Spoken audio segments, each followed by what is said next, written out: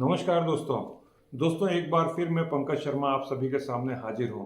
We in India today pay taxes like England to get services like Somalia. पागल औरत! तुझे अक्ल है? तू क्या बोल रही है? चुप!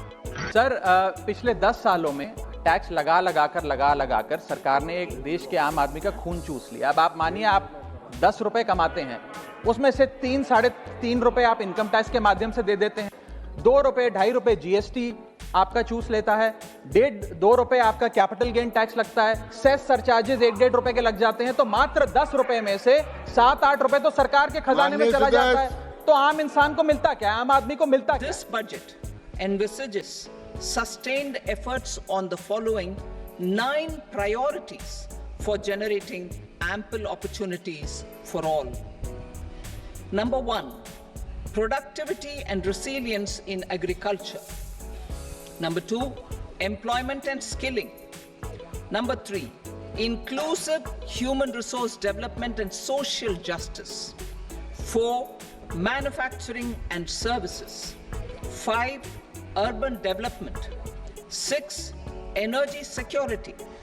7, infrastructure. 8, innovation, research and development. And 9, next generation reforms. दोस्तों आज हम कुछ ऐसी बात करेंगे जिसके बारे में मैं शायद फाइनेंस के बारे में कभी कभी बात करता हूं। तो दोस्तों हमारे देश का जो बजट है, तो जो निर्मला सीतारमण जो भारत की वित्त मंत्री हैं, उन्होंने 7वीं बार, ये दोस्तों रिकॉर्ड है अपने आप में कि 7वीं बार किसी एक व्यक्ति ने इस तरीके से आकर के बजट पेश किया है।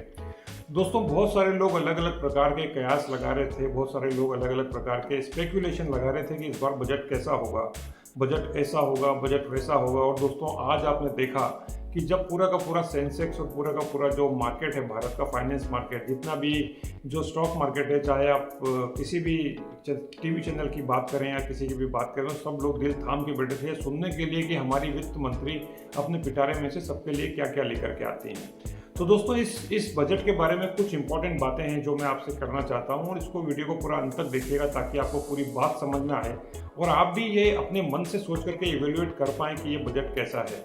दोस्तों भारत में जैसा कि अभी आप जानते हैं कि चुनाव अभी होकर के हटा है और नरेंद्र मोदी जी यानी कि भारतीय जनता पार्टी की जो समझौतावादी जो सरकार है, उसमें दोस्तों कुछ पार्टियों का ध्यान रखना बिल्कुल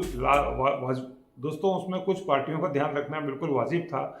जिस तरीके से वहाँ पर बिहार की और जो ईस्टर्न जो स्टेट्स हैं उसकी बात करी गई, उसको देख करके बिल्कुल समझ में आया कि यहाँ पर बाकी लोगों का जो प्रभुत्व है या जो इन्फ्लुएंस है वो देखने को मिला। अब दोस्तों ये जो पूरा का पूरा बजट जो निर्मला सीतारमण जी ने, हमारी जो वित्त मंत्री, उन्होंने पेश किया, उसमें दोस्तों कुछ बातें पहली बार बजट में शामिल की गई। जिस तरीके से आपने देखा कि वहाँ पर स्टूडेंट्स के लिए जो स्टाइफंड है, स्टूडेंट्स के लिए जो टॉप 500 जो कंपनीज हैं उसमें जो रोजगार की जो बात थी, जैसा कि दोस्तों हम सभी लोग देख रहे थे कि जो चुनाव के समय में जो एक हलचल चल रही थी कि भारत में जो एम्प्लॉयमेंट है उसको किस तरीके से बढ़ावा दिया जाए, तो दोस्तों वहाँ पर जो कॉरपोरेट्स हैं उनके लिए इंसेंटिव दिया गया और ऐसे लोग जो कि रोजगार देखना चाह रहे हैं और जिनको कि एम्प्लॉयमेंट चाहिए, उनकी इंटर्नशिप के लिए गवर्नमेंट ने पहली बार ऐसी कोई व्यवस्था करी है। तो दोस्तों दूसरी तरफ अगर आप देखेंगे कि कुछ ऐसे सेक्टर हैं जहाँ पर गवर्नमेंट ने बहुत ज़्यादा ध्यान दिया है, जैसे एग्रीकल्चर है। इसके अलावा दोस्तों जैसे कि जो शिपिंग वाली जो कंपनीज हैं, सबके लिए कुछ ना कुछ इस बजट में था। लेकिन इस बजट ने किसी एक वर्ग को निराश किया, तो वो दोस्तों वो है इन्वेस्टर्स।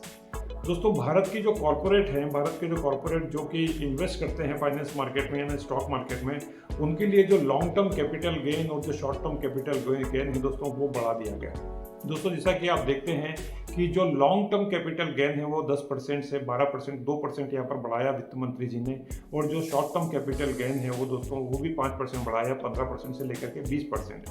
अब दोस्तों यहाँ पर बहुत सारे लोगों के अलग अलग प्रकार के जो ओपिनियंस हैं वो यहाँ पर आ रहे हैं। अलग अलग टीवी चैनल्स पे आप देखते होंगे, आप CNBC पे या NDTV पे या जहाँ जो भी टीवी चैनल आप देखते हैं, वहाँ पर अलग अलग लोगों ने अलग अलग प्रकार से दोस्तों राय दी है। दोस्तों यहाँ पर कुछ बात मैं आपसे बताना चाहता हूँ कि अगर मान लो भारत को आगे बढ़ना है, ग्रोथ करना है और भारत को वास्तव में विकासशील देश से एक विकसित देश बनना है, यानी डेवलपिंग कंट्री से डेवलप्ड कंट्री बनना है, तो दोस्तों यहाँ पर किसकी तरफ से कंट्रीब्यूशन आना चाहिए। स्वाभाविक बात है दोस्तों, वैसे लोग जिनके पास में आए हैं वहीं से दोस्तों उन्हीं की पॉकेट में से कुछ ना कुछ जाएगा। तो दोस्तों ज़्यादा निराश होने की ज़रूरत नहीं है। आप देखिएगा कि जिस तरीके से आज 200-300 पॉइंट का जो हमने जो डिप देखा है निफ्टी में, वो डिप दोस्तों बहुत जल्दी जाकर के रिकवर करेगा और करने लगा। जैसे कि आपने देखा कि आज तकरीबन 100-150 पॉइंट्स का जो बैक वापस जो बाउंस बैक जो निफ्टी ने किया, उसको देख करके समझ में आया कि लोगों को ये बात समझ में आ रही है कि इससे बहुत ज़्यादा फर्क नहीं पड़ने वाला।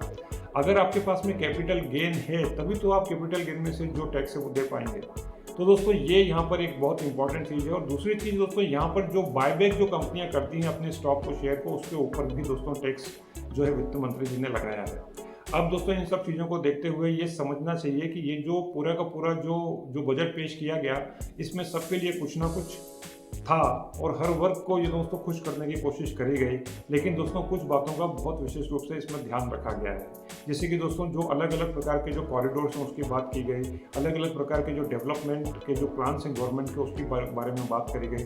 तो ये जो दोस्तों पूरा जो 10 जो बिंदुओं का 10 पॉइंट्स का जो पूरा का पूरा ये जो बजट था वो हम लोगों ने देखा।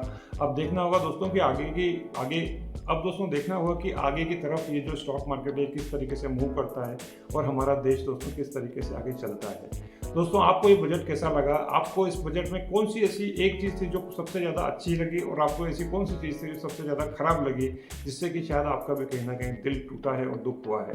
दोस्तों कमेंट बॉक्स में ज़रूर शेयर कीजिए। और दोस्तों यकीन मानिए कि ये जो बजट मुझे जो समझ में आया, ये लगा कि ये बजट एक ऐसा बजट है कि जो देश को आगे ले जाने वाला बजट है। हाँ, थोड़ी देर के लिए अगर आप सोचते हैं, अगर आप इन्वेस्टर हैं तो आपको दुख तो होता है, लेकिन दोस्तों यहाँ पर ये बात भी समझनी होगी कि अगर आप इन्वेस्टर हैं तो अगर आप कैपिटल गेन कर रहे हैं तो उसी गेन में से गवर्नमेंट को आप कुछ ना कुछ हिस्सा दे रहे हैं। इस वीडियो को ध्यान से देखने के लिए धन्यवाद। अपनी राय जरूर दोस्तों कमेंट बॉक्स में शेयर कीजिएगा और अगले वाले वीडियो में फिर मिलते हैं। देखते रहिए dear life by Pankaj Sharma, channel को जरूर सब्सक्राइब कीजिए। Thank you so much for watching.